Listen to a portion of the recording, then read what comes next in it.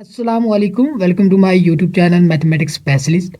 आज हम थॉमस की बुक एक्सरसाइज 12.5 के क्वेश्चन नंबर 21 को डिस्कस करेंगे। तो वो क्या कहता है, the plane through the point and normal to the given vector.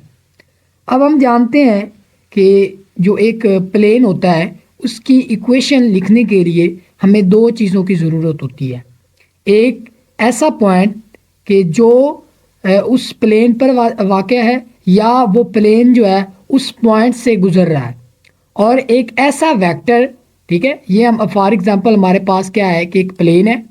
अब इसकी इक्वेशन लिखने के लिए हमें एक पॉइंट की ज़रूरत होगी जिससे ये प्लेन गुज़र रहा है, और एक वेक्टर की ज़रूरत होगी जो इस प्लेन के क्या है कि नॉर्मल है। ठीक है, नॉर्मल वेक्टर, और एक पॉइंट पी नॉट हमें चाहिए होता है। ठीक है, तो ये बात आपने जहन में रखनी है। अब हमने ये भी पढ़ा था कि इक्वेशन ऑफ प्लेन क्या होती है कि हमारे पास A into X minus X not plus B into Y minus Y not plus C into Z minus Z naught is equal to zero होता है, जहाँ पर ये ए बी सी ये किसके कंपोनेंट होते हैं, नॉर्मल वेक्टर के कंपोनेंट होते हैं। A I unit vector plus B J unit vector plus C Z के यूनिट वेक्टर। ओके हो गया। यहाँ पर जो X naught Y naught Z not होता है वो पॉइंट होता है जिससे वो प्लेन गुजर रहा है, और एक्स वाई जी प्लेन पर कोई भी पॉइंट हो सकता है, उसका पॉइंट का इससे डिस्टेंस जो भी है। ठीक है, तो ये आपने जो है थोड़ा सा जहन में रखना है। अब आते हैं क्वेश्चन की तरफ। The plane through the point, यानी कि जो हमें पी नॉट हमें दे दिया गया है जो कि एक्स नॉट वाई नॉट और जी नॉट होता है, जो कि किसके इक्वल है कि P not is equal to 0 2 और -1। इसके बाद हमें एक नॉर्मल वेक्टर भी दिया गया and normal to the that vector, यानी कि एक वेक्टर भी दे दिया गया जो इसके क्या है नॉर्मल है। तो हम क्या करते थे, एक नॉर्मल वेक्टर लिखते थे जिसको हम ए आई और plus B J unit vector और plus C K unit vector के नाम से लिखते थे। वो भी हमें गिवन है, वो हमारे पास क्या है ए 3 आई यूनिट वेक्टर और -2 जे यूनिट वेक्टर और -k यूनिट वेक्टर। तो ये हमारे पास दोनों चीज़ें आ गई। अब हम जानते हैं का द इक्वेशन जो the equation of plane, the equation of plane is given by क्या है कि A into X minus X not plus B into Y minus Y naught था plus C into Z minus Z naught is equal to 0 था। अब क्या करना है कि पुटिंग वैल्यूज, अब हमने क्या करना है कि वो वैल्यूज जस्ट इधर पुट कर देनी है। सिंपल सी चीज़ है को ए इज इक्वल टू क्या है हमारे पास 3 है, और एक्स माइनस एक्स नॉट हमारे पास क्या है 0 है, तो वो 0 लिख दिया। इसके बाद प्लस बी हमारे पास बी क्या है वो है -2, तो ये इधर लिख देंगे -2 n2 -2 n2 y minus Y not हमारे पास क्या है वो भी क्या है -2 ही है। ठीक है, तो 2 सिंपल लिख देंगे। इसके बाद जो हमारे पास सी है प्लस सी जो है हमारे पास वो -1 था। इसके बाद जी माइनस जी नॉट हमारे पास क्या है -1 ही है, तो ये इज इक्वल टू 0 इसी में पुट कर दी। तो क्या करेंगे अंदर मल्टीप्लाई करेंगे तो ये 3x आएगा, और -2 जो होगा इसको हम मल्टीप्लाई करेंगे अंदर, तो -2y और माइनस क्या कर देगा प्लस हो जाएगा, यानी कि प्लस का 4 4 और इसके बाद ये माइनस अंदर मल्टीप्लाई होगा तो माइनस का जी, और ये माइनस और ये माइनस प्लस हो जाएगा, यानी कि प्लस का 1 बच जाएगा। जब ये माइनस इस प्लस के 1 से मल्टीप्लाई होगा तो ये भी माइनस हो जाएगा, ठीक है, इज इक्वल टू 0। तो हमारे पास क्या आएगा कि 3x और -2y और माइनस जी और प्लस क्या क्या बन जाएगा, ये माइनस का 1 और प्लस का 4 तो प्लस का 3 इज इक्वल टू 0। तो हमारे पास जो फाइनली हमारे पास जो इक्वेशन होगी वो क्या होगी, 3x -2y minus Z is equal to 3 ठीक है, ये माइनस प्लस का था, इधर आकर माइनस का बन गया। तो that is the required equation of plane. तो ये क्या है कि वो इक्वेशन है जिस प्लेन की हमें जो है वो एक पॉइंट दिया गया था जिससे वो प्लेन गुजर रहा था, और एक वेक्टर दिया गया था जिसके वो प्लेन क्या था, नॉर्मल था। अब हम नेक्स्ट क्वेश्चन की तरफ बढ़ते हैं। अच्छा, नेक्स्ट क्वेश्चन में क्या कहता है, the plane through that parallel to the plane. अब हमने क्या करना है कि एक प्लेन इक्वेशन लिखनी है जो इससे गुजर रही हो। तो क्वेश्चन नंबर 22, तो यानी कि थ्रू है तो इसका मतलब क्या है कि x0, y0 और z0 हमें गिवन है, विच इज इक्वल टू क्या है, 1 -1 और 3, 1 -1 और 3। इसके बाद हमें एक क्या है गिवन, क्या है कि हमारे पास एक प्लेन की इक्वेशन है जो कि 3x + y + z is equal to क्या है, 7 है। ओके हो गया। अब इस क्वेश्चन को समझने की कोशिश करें। The plane through that point, अब जो है वो मैं एक प्लेन बना रहा हूं, ये एक प्लेन है, इस पर ये पॉइंट P वाक़या है जिसको हमने P0 के तौर पर लिखा, ये एक पॉइंट है। अब क्या करें कि इस प्लेन की इक्वेशन हमने फाइंड करनी है। अब ये जो प्लेन है ना, ये पैरेलल टू द प्लेन, इस प्लेन के क्या है, पैरेलल है। वो प्लेन यहाँ भी हो सकता है, यहाँ भी हो सकता है, पैरेलल है तो मतलब क्या है, इनके दरमियान एंगल 0 है। एंगल 0 होने का मतलब क्या है, अगर फॉर एग्जांपल आप दो बुक्स रख दें, ठीक है, हॉरिजेंटली, तो वो दो बुक्स किसको शो कर रही हैं, दो प्लेन जो कि आपस में क्या है, पैरेलल है, यानी कि उनके दरमियान एंगल क्या है, 0 डिग्री है। ठीक है, तो हमारे पास एक दूसरा प्लेन उसने दे दिया जो कि उस जिसकी हमने इक्वेशन लिखनी है उस प्लेन के क्या है, नॉर्मल है। तो ये प्लेन दे दिया, इसकी उसने हमें एक इक्वेशन दी थी 3x + y और plus z is equal to 7। Okay हो गया। अगर हम गौर करें तो जो इस प्लेन का नॉर्मल होगा वो डेफिनेटली क्या होगा, इस प्लेन के भी नॉर्मल वेक्टर होगा। डेफिनेटली दो बुक्स आपने रखी हुई हैं नीचे हॉरिजेंटली, उस एक बुक पर पेंसिल रखो ऊपर की जानिब, यानी कि एंगल जो बुक के साथ हो 90 डिग्री हो, तो इसका मतलब क्या है कि वो दूसरी बुक के साथ भी एंगल क्या बनाएगा, 90 डिग्री ही बनाएगा। ठीक है, तो इसका मतलब क्या हुआ कि अगर हम इस प्लेन की इक्वेशन में से इसका नॉर्मल वेक्टर फाइंड कर लें तो वही वेक्टर इस प्लेन के भी नॉर्मल वेक्टर होगा, वही नॉर्मल इस प्लेन पर भी होगा नॉर्मल वेक्टर। ठीक है, तो अब हम जानते हैं कि यही इक्वेशन यूज करनी है कि इनटू अगर क्या हो कि x0, y0 और z0 क्या हो, 0 हो, तो ये इक्वेशन क्या बनेगी, ax + by और plus cz is equal to कोई भी कांस्टेंट ले सकते हैं, c उसको कह देते हैं।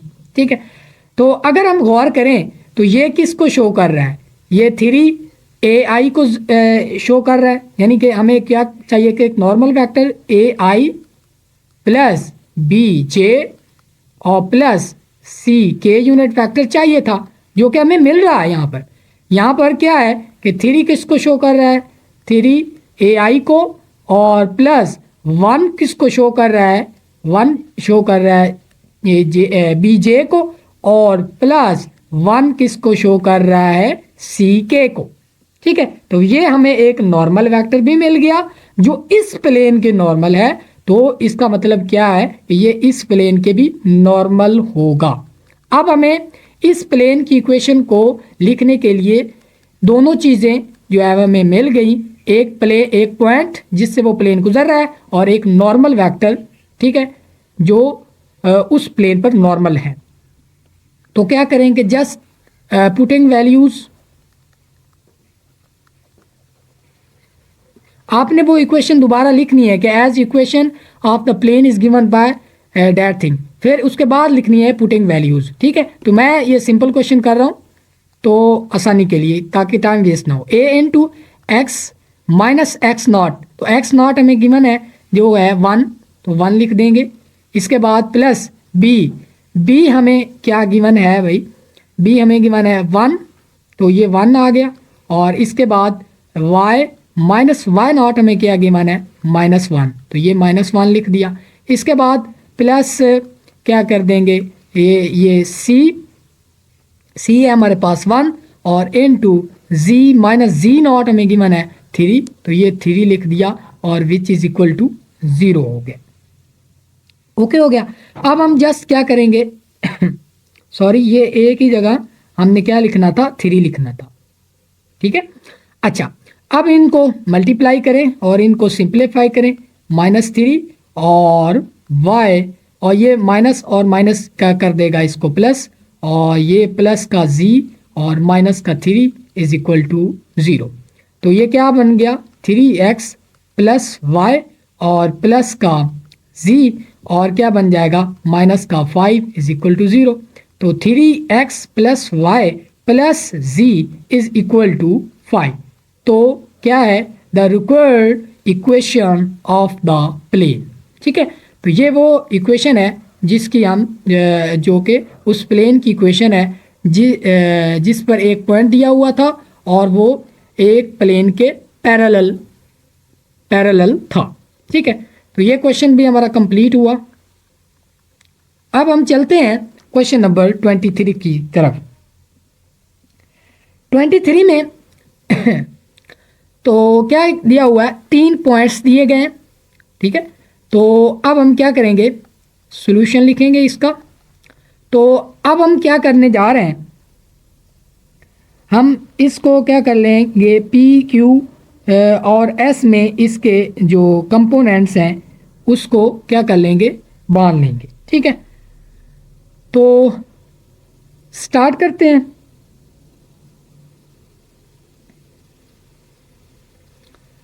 तो इसको अब हमने क्या किया, इसको हमने P करार दे दिया। P बराबर किसके है कि ये 1 -1, सॉरी ये भी 1 है, 1 और -1। इसके बाद हमें जो दूसरा पॉइंट गिवन है वो हमारे पास है Q, विच इज इक्वल, वो क्या है जिसको हमने लेट कर लिया। चलो लेट इस तरह लिख लें कि लेट P जो है इसको हमने P का नाम दे दिया, इसको हमने Q का नाम दे दिया, और तीसरे को हमने क्या कर दिया कि हमने S का नाम दे दिया 0, -2 और 1। ठीक है, इसके बाद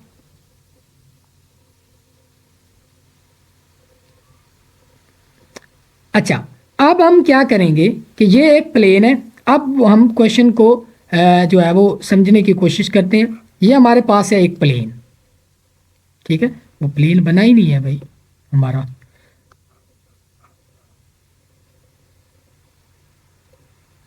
अच्छा, ये एक प्लेन है, ठीक है, ये प्लेन है, इस पर ये पॉइंट्स गिवन है P, Q और S। अब इसकी इक्वेशन लिखने के लिए हमें क्या चाहिए, एक पॉइंट चाहिए जिससे वो क्या कर रहा हो, प्लेन जो है वो गुजर रहा हो। तो हम फर्ज कर लेते हैं कि वो हमारे पास जो पॉइंट है वो Q है। ठीक है, आप P भी कंसीडर कर सकते हैं, Q भी कर लिख सकते हैं। तो इसका मतलब क्या हुआ कि जो x0, y0 और z0 है वो हमारे पास क्या आ गया, यानी कि इसका पी नॉट का जिसको हम कह देते थे वो हमारे पास क्यू है विच इज़ इक्वल टू 2, 0 और 2। ठीक है, तो ये एक चीज़ तो हमारे पास आ गई कि ऐसा पॉइंट जिसमें से ये प्लेन पास हो रहा है। ठीक है, एक चीज़ हमारे पास आ गई। दूसरी चीज़ जो हमें रिक्वायर्ड थी वो ऐसा वेक्टर जो इस प्लेन के क्या हो, इस प्लेन के क्या हो, नॉर्मल हो। तो अगर हम क्या कर लें कि एक ये वेक्टर ले लें, एक इसका दोनों का वेक्टर बना लें, ठीक है, पी क्यू, और एक दूसरा वेक्टर क्या कर लें कि पी एस बना लें। ये एक वेक्टर पी क्यू बन गया और एक वेक्टर पी एस बन गया। अगर हम पी क्यू और पी एस का हम क्या कर लें, क्रॉस प्रोडक्ट ले लें, तो एक एक ऐसा वेक्टर हमें मिलेगा जो कि क्या हो, इस इन दोनों जो पी क्यू वेक्टर था और पी एस था उसके नॉर्मल होगा। अगर ये नॉर्मल है क्योंकि ये प्लेन पर है, यानी कि ना ये भी फॉर एग्जांपल ये बुक पड़ी है हॉरिजॉन्टली, ठीक है, ये एक पेंसिल पड़ी है, ये दूसरी पेंसिल पड़ी है। अब इन दोनों का क्रॉस प्रोडक्ट लेंगे तो ये एक उन दोनों पेंसिलों पर एक हॉरिजेंटल एक वर्टिकल जो है, यानी कि उनके उन पेंसिल के साथ 90 डिग्री की एक पेंसिल को खड़ी कर दें तो वो इसको शो करेगा। तो इसका मतलब क्या हुआ कि ये बुक के क्या है, नॉर्मल है। तो इसका मतलब क्या हुआ कि अगर हम इन दोनों पी क्यू और पी एस का क्रॉस प्रोडक्ट ले लें तो ऐसा वेक्टर मिलेगा जो कि पी क्यू और पी एस के नॉर्मल है। तो इसका मतलब क्या है कि ये गिवन प्लेन के भी नॉर्मल है। ठीक है, तो क्या करेंगे कि पहले हम क्या कर लेते हैं कि पी क्यू फाइंड कर लेते हैं। तो क्या करेंगे, डेफिनेटली क्यू में से पी निकालेंगे, -1, 1 और -1। इसके बाद क्या होगा कि 2 - 1 तो 1 आया, 0 - 1 -1 आया, और 0 2 -+1 तो ये 3 आ गया। तो पी क्यू हमारे पास 1 -1 और 3 आ गया। इसके बाद पी एस फाइंड करेंगे, पी एस फाइंड कर लें भाई, पी एस। तो एस के पहले लिख लो 0, -2 और 1। इसके बाद माइनस कर देंगे पी, यानी कि 1, 1 और -1। इसके बाद ये क्या आ जाएगा हमारे पास, 0 -1 ये -1, -2 -1 माइनस का 3 और 1 और माइनस माइनस प्लस हो जाएगा तो ये 2 हो जाएगा। ठीक है, तो ये हमारे पास रिकॉर्ड पी क्यू और पी एस आ गया। तो अब हमने क्या करना है कि पी क्यू और क्रॉस पी एस लेना है। तो हमें क्या करेंगे, एक बनाएंगे डिटर्मिनेंट, ठीक है, जिसकी पहली रो में हम क्या लिखेंगे, यूनिट वेक्टर इस इनके आई, जे और के। ठीक है, आप इस तरह का ये कंपोनेंट फॉर्म में लिखा है मैंने। ठीक है, तो इसके पहले पी क्यू है, तो पी क्यू है तो इसका मतलब क्या करेंगे, पहले पी क्यू के 1 -1 और 3, इसके बाद -1 ये -3 और 2। इसको हम एक्सपेंड कर लेंगे। पहले क्या कर लेंगे आई को, तो आई की रो और कॉलम छोड़ दिया, इन दोनों को मल्टीप्लाई किया तो ये -2 आया। उसमें से माइनस करेंगे इन दोनों का मल्टीप्लाई, तो क्या है वो -9 आ रहा है। इसके बाद जे के साथ हमेशा माइनस लगाते हैं, इसकी कॉलम इसका रो छोड़ दो, इन दोनों को मल्टीप्लाई करो, ये क्या आएगा 2, और इन उसमें से निकाल दो इन दोनों का मल्टीप्लाई, निकाल दो इन दोनों का मल्टीप्लाई जो कि -3 आता है। ठीक है, और इसके बाद के यूनिट वेक्टर आएगा, के की कॉलम और रो छोड़ दो, इसको मल्टीप्लाई करो तो ये क्या आएगा -3 आएगा, और उसमें से इन दोनों का मल्टीप्लाई क्या आएगा 1 आएगा, तो उसमें से वो 1 निकाल देना है। इसके बाद हमारे पास फाइनली जो हमारे पास पी क्यू और क्रॉस पी एस आ गया, वो हमारे पास क्या आया, ये माइनस का ये माइनस अंदर जाकर मल्टीप्लाई होगा तो प्लस कर देगा, प्लस का 9 और माइनस का 2 ये का बन जाएगा 7, आई यूनिट वेक्टर आ जाएगा।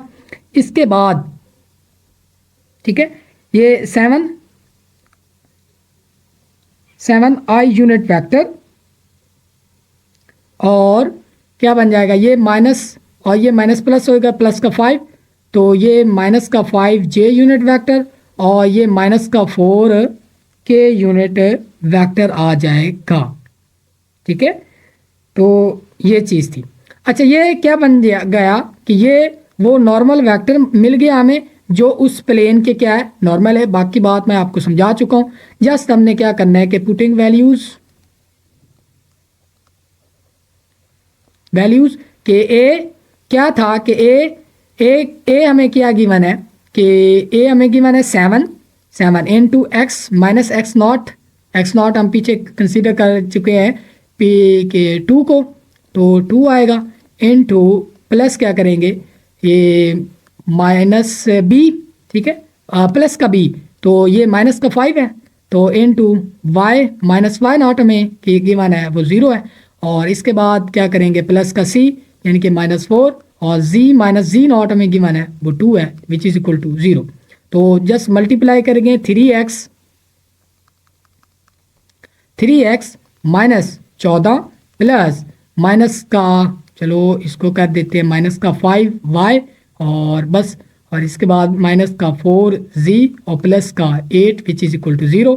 तो 7x माइनस 5y और माइनस का 4z वेक्टर, इसके बाद ये 8 और 9 क्या बन जाएंगे, बाकी क्या बन जाएगा, माइनस का 9 बच जाएगा, तो ये इधर आकर क्या बन जाएगा, ये हाँ माइनस का 6 बच जाएगा, 8 और माइनस 14, तो माइनस का 6 बचेगा, जब ये इधर आएगा तो क्या बन जाएगा प्लस का 6, तो ये the required equation of the plane, ठीक है। तो बाकी यही चीज़ें हैं, अगर क्वेश्चन समझ में आ जाएगा ना तो कोई मुश्किल नहीं होती, ठीक है।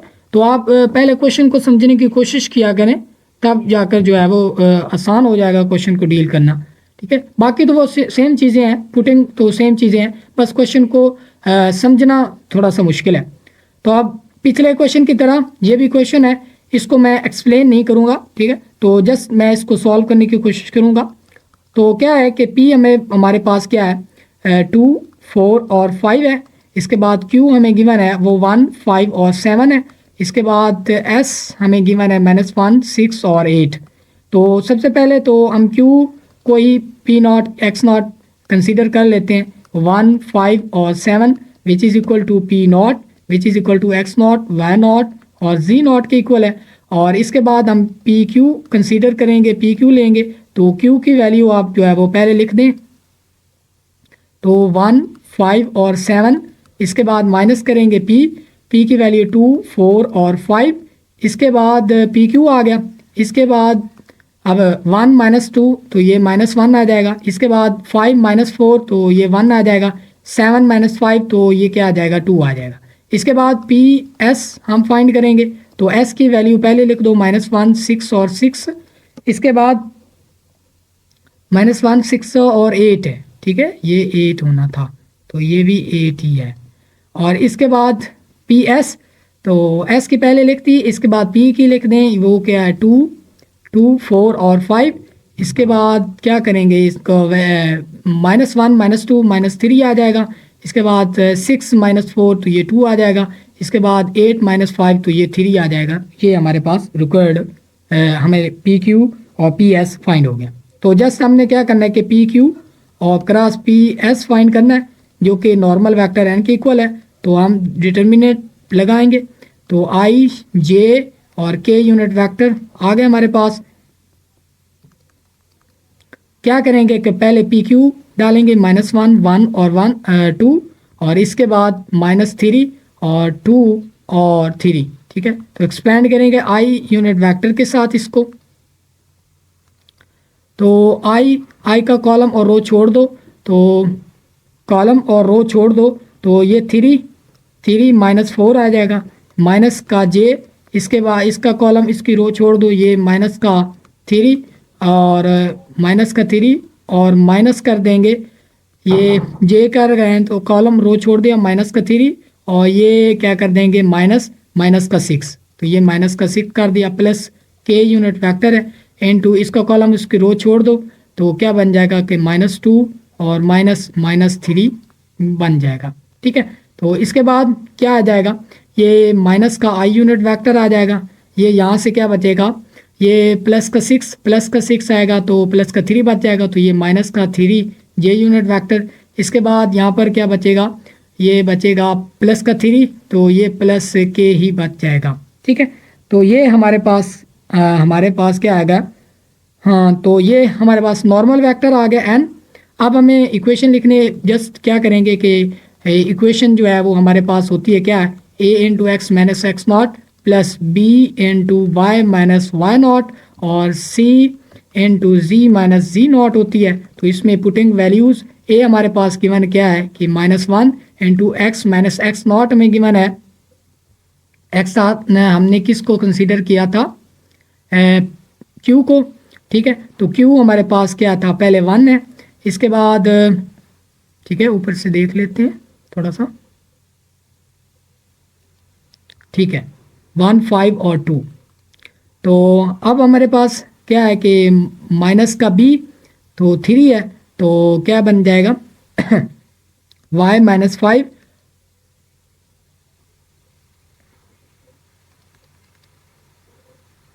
अच्छा ये इधर चलो 7 ही कर लिया मैंने कंसीडर, पता नहीं ऊपर 7 है ये क्या है, अच्छा ये 7 ही है, ठीक हो गया, सही जा रहे हैं। तो ये 5, इसके बाद हाँ तो माइनस का 5 और इसके बाद क्या कर लेंगे +1 और into Z minus Z not, तो वो हमारे पास क्या था 7 था, ठीक है, तो विच इज़ इक्वल टू 0। तो इसका मतलब क्या हुआ, तो हमारे पास जो इक्वेशन आएगी वो -x +1 -3y प्लस का 15 प्लस का z और -7 विच इज़ इक्वल टू 0। तो हमारे पास तो क्या करेंगे कि x और y -x -3y और क्या करेंगे प्लस का z प्लस का क्या कर लेंगे z और ये -7 और 15 और क्या बन जाएगा, ये 6 हो जाएगा, 6 9, तो ये प्लस का बन जाएगा, प्लस का 9 बच जाएगा, इसके बाद ये 0।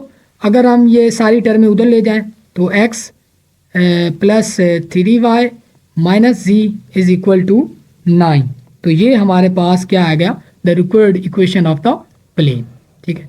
तो ये बिल्कुल पिछले क्वेश्चन की तरह आसान था, ठीक है। तो आपने क्वेश्चन पिछला समझा है तो ये आपके लिए मुश्किल नहीं होगा, ठीक है। इसके बाद हम जो है वो नेक्स्ट क्वेश्चन की तरफ पढ़ते हैं। Question number 25, the plane through point and perpendicular to the line, ठीक है।